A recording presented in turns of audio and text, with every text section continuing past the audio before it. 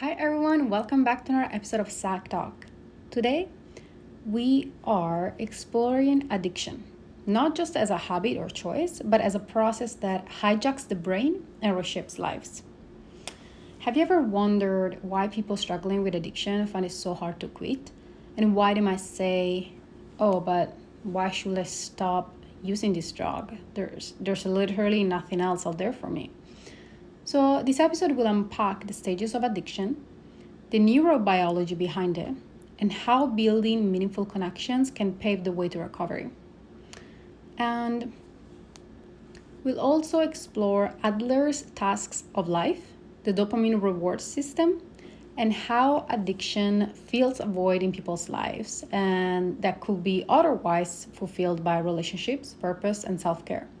And so by the end of this episode, you'll have a clear understanding of how addiction develops and why it's so hard to overcome it and what steps can people take to actually rebuild their lives. So why do people stay stuck in addiction? Well, addiction often starts when people lack meaningful, quote-unquote, cages in their lives. Things like strong social connections, fulfilling work or career, and a sense of purpose. So without these anchors, a person struggling with addiction might think, well, I have nothing in life that is meaningful. So the drug is the only thing that brings me joy, is the only thing that keeps me alive. And so there's nothing else for me out there because I have no friends, I have no family, I have no job, I have no purpose in life. So the only thing I have is the drug. And so right now, I want you to take a pen and a paper, or maybe you can write this on your computer or on your phone. And what we're going to do is we're going to explore the tasks of life, which are areas that give us meaning and purpose. And this is taken from the Adlerian psychology. So I want you to write first family and or friends. And I want you to write how fulfilled are you in your relationships with your loved ones? So rate yourself from 0 to 10. 2, write down work or vocation. This doesn't just mean a job. It can include being a student or a stay-home parent or a volunteer. And so how fulfilled are you in this work or vocation? 3, romantic partner. Humans evolved to seek life partners. And so how fulfilled are you in this area, if you do have one? 4, relationship with yourself. New Adlerians ask clients to reflect on their self-relationships. So how kind and compassionate are you to yourself? And rate these from 0 to 10. And so when these areas are empty, people often turn to drugs or other behaviors like gambling or shopping to fill that void. And addicts may describe drugs as their best friend, something that never lets them down. And this substitution gives them the chemical rush they will normally get from meaningful relationships or purposeful activities.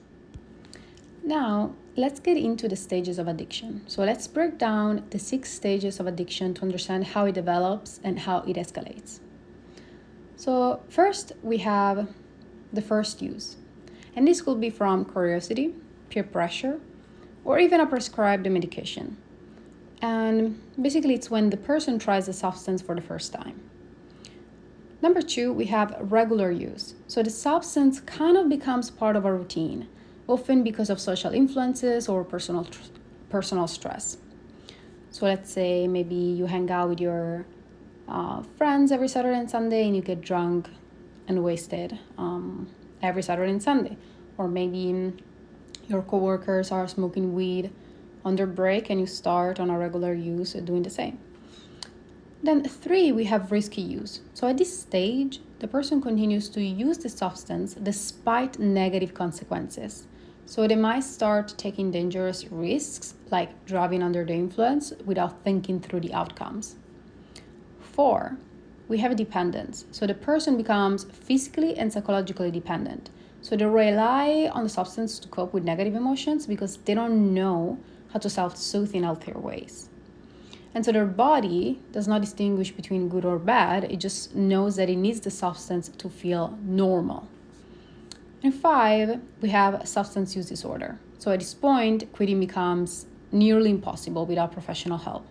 And the person's focus narrows entirely to the substance, losing sight of other joys in life. So they may need group therapy, a psychiatrist, a sponsor, and more people in their life to actually recover. They need a lot of help. And so number 6 is crisis. So in this final stage, the person's survival feels tied to the substance. They may rob, steal, or engage in dangerous behaviors to get their drug. And so the brain is in survival mode, and rational thinking is gone. So here in this stage, inpatient detox is necessary because quitting cold turkey can be life-threatening, but also it's impossible for the person to get better if they're in this survival mode. They're not thinking clearly, they're not thinking straight. The only thing they're thinking is about survival, and the only thing that keeps them alive is the drug. And so in this stage, it's almost like their reptilian brain took over. It's almost like they're not using their prefrontal cortex because they're literally just in survival mode 24/7. And I will go into that more deeply in this episode later on. I will talk about what happens in the brain specifically. But now let's talk about the neurobiology of addiction. So the human brain is wired to seek pleasure and avoid pain. So when we encounter stress, our sympathetic nervous system kicks in, releasing adrenaline and cortisol to prepare us for fight, or flight, or freeze, or fawn. And after the danger passes, the parasympathetic nervous system helps us relax and recover, which we call rest and digest. But modern life bombards us with stressors like social media, technology, and constant demands. And our brain may perceive all of these constant demands as threats or stressors, even when they're actually not. And so they give us this dopamine rush. And this keeps us in a state of overload, making it hard to calm down and rest. Or as we call it, rest and digest. Which is why we see many people having a lot of health problems, or they have gastrointestinal problems as well. Because if you're always releasing cortisol, and if you're always releasing both cortisol or adrenaline, and your stress hormones are always elevated, then your body won't be able to recover, won't be able to digest, and so you're gonna see a lot of physical problems that are related to this. So it is healthy for us sometimes to maybe not have our phones always with us, or like not use social media every single hour, and not think about work while you're having dinner, while you're in bed. And our lifestyles have become way too much. We are constantly bombarded with like news, and people have done this and this happened and blah blah blah, and so we're in this constant release of cortisol and adrenaline. But now let's get into the dopamine reward pathway. So why am I talking about this? I'm talking about this because drugs hijack the brain's dopamine reward pathway. And so the system, which is the system that motivates us to seek pleasure. So for example, natural rewards like having a nice meal, or social connection, or stretching and doing some yoga, working out, can double dopamine levels to about 100%. And if we don't have those things in our life, like social connections, if we don't, have any activities throughout the day, if we don't have a fulfilling job, if we don't do every day the little things that actually bring us pleasure, then our dopamine level, it's about to 50%, which can cause us to not feel great throughout the day and not feel great throughout the week, because we're kind of like, I don't know what to do with myself right now. I have, like, for example, an hour of free time and I'm just on social media, right? And instead of being on social media or doing things that actually are not rewarding to you, you can take a warm shower, take a bath, or even just like lay in bed and rest. Not fall asleep, but just rest. And drugs like methamphetamine can increase dopamine by 1,000%. So 10 times more than what's achievable naturally. So over time, the brain adjusts to these extreme highs, making it harder to feel pleasure from normal activities. Like, imagine you try methamphetamine for your first time and increases your dopamine by 1,000%. Things like talking to your wife or talking to your husband or talking to your son or daughter or cuddling with your pet is gonna feel like you're not gonna feel anything whatsoever. You're not gonna feel pleasure at all, because now your dopamine reward pathway is fucked up. It's hijacked. And you arrive at one point where basically, addicts say that the drug does not feel good anymore, but it's just to avoid pain, right? Because imagine the withdrawal. Imagine after reaching that 1,000% of increase in dopamine, and then the crash, it's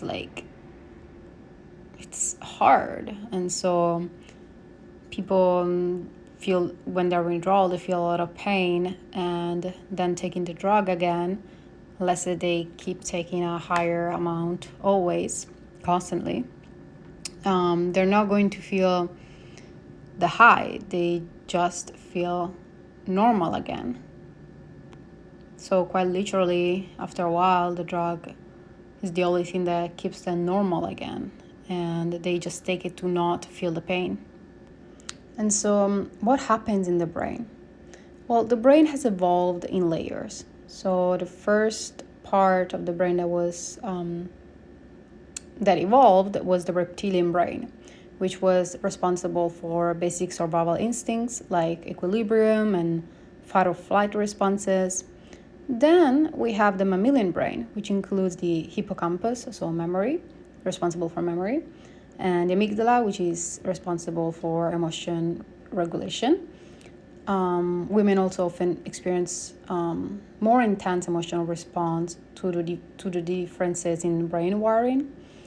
And then we developed the prefrontal cortex, which is the rational part of the brain, responsible for planning, decision-making, and considering consequences. So let me give you an example of why it's very important to talk about the prefrontal cortex and what it's actually responsible for, because the prefrontal cortex, it becomes quote-unquote frozen when people become drug addicts. They don't have that part anymore. Like, they can't think straight, and they can't think about the consequences that taking the drug is going to cause them, because that's what the prefrontal cortex does. So I'll give you an example. If your prefrontal cortex is working normally, you will think about the consequences that certain things are going to cause. So for example, if I want to have a third drink, then I better not drive but call an Uber. And for example, let's say I am at the mall with my friends, and I know I'm broke and I don't have enough money to buy a bunch of clothes and buy a bunch of makeup or whatever it is that you want to buy, and you see this thing that you really like, but your prefrontal cortex is going to tell you, look, if you buy this thing, then you're going to be even more broke and you can't afford groceries, or you're not going to be able to pay rent. And your prefrontal cortex also might tell you, I do not have the money to gamble right now, and last time I did, I lost it all.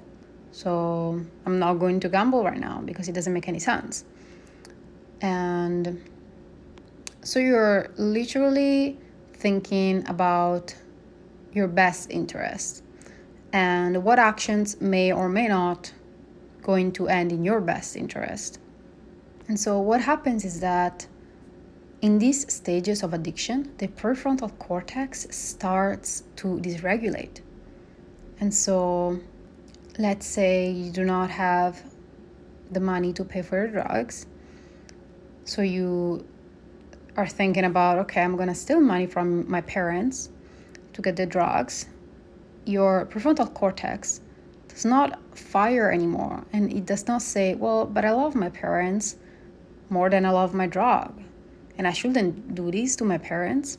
And so here is where addiction becomes a disease of choice.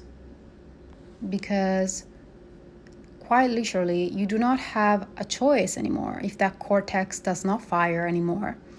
So the drug took away your power to make choices, because the system has been flooded with dopamine and the firing is off. So the prefrontal cortex does not fire anymore to tell you, well, if you do this, then this will happen, right? So when you steal for drugs, you may end up in prison. Well, the prefrontal cortex is not firing that. You're just thinking about getting the drugs.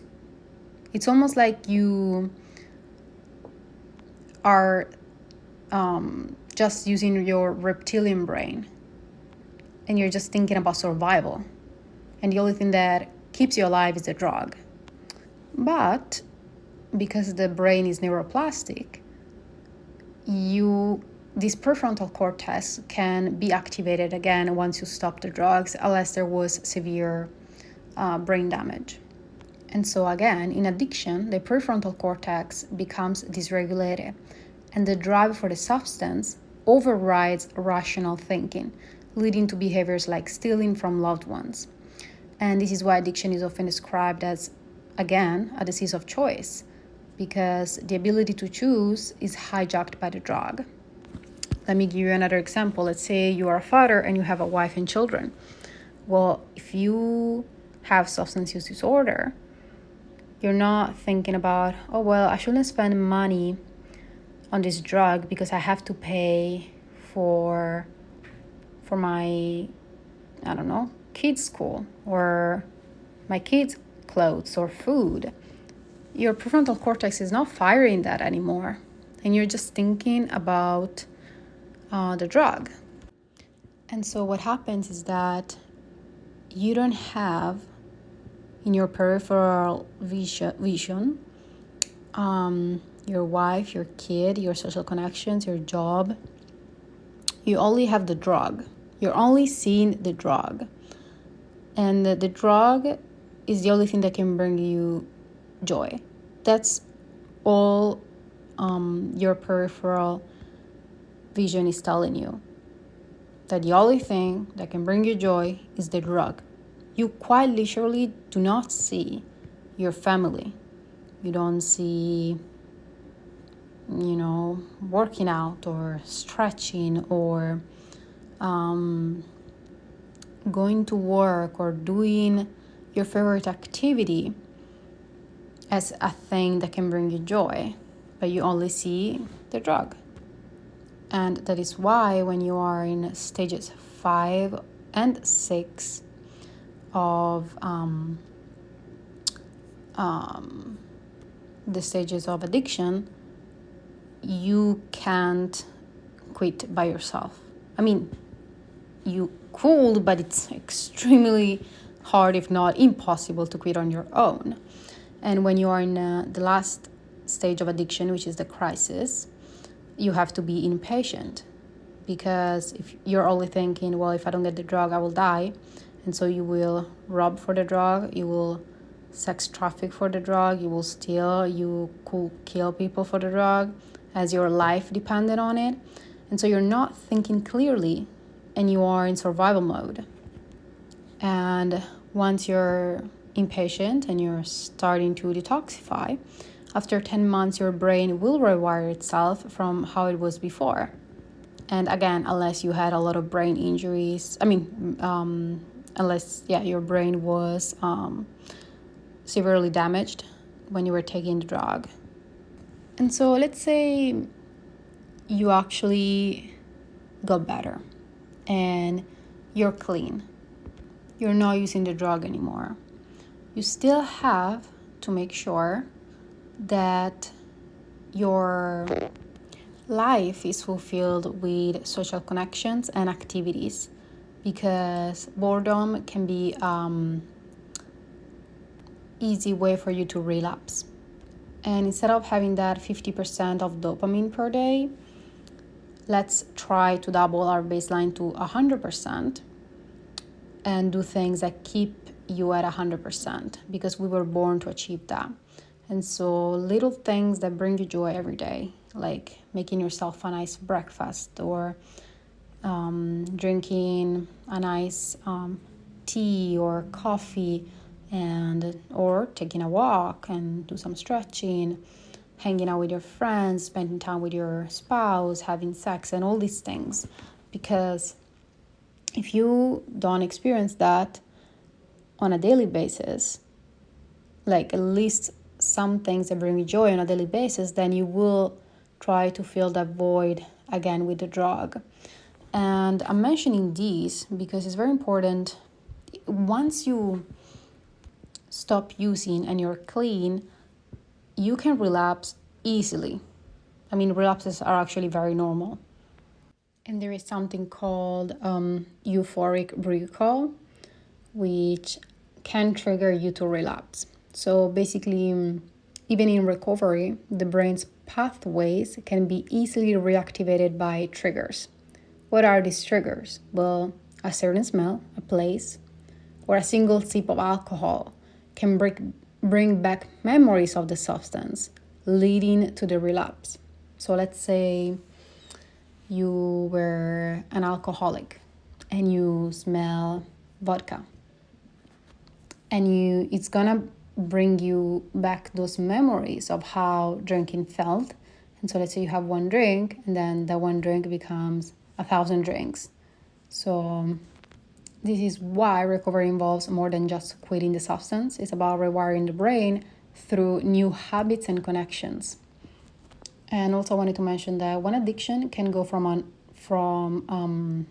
can go to another addiction. So for example, let's say you were a meth addict, and then you became clean, but then you still had this void, and so you started drinking alcohol, and so now you're an alcoholic. And so we have to make sure that you're replacing that habit of using the drug with something else, like building connections and having a community and having a support system, or having a career that fulfills you.